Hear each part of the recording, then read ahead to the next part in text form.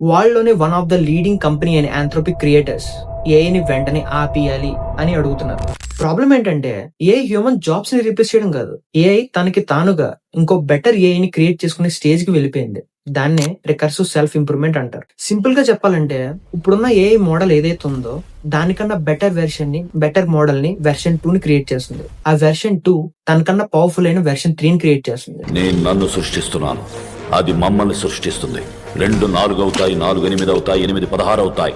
ఇది చేయడానికి అసలు డెవలపరే అవసరం లేడు. రోబో మూవీ గుర్తొస్తుంది కదా. ఈ ప్రోగ్రెస్ ఇయర్స్ లో కాదు, కొన్ని డేస్ లోనే జరిగిపోవచ్చు. దీనివల్ల సాఫ్ట్వేర్ ఇండస్ట్రీస్ క్లోజ్ అయిపోతాయా?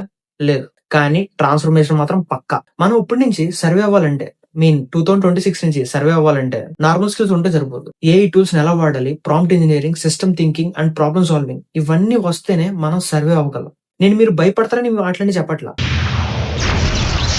కానీ మనకి ఎన్ని వస్తేనే మనం సర్వే అవ్వగలం.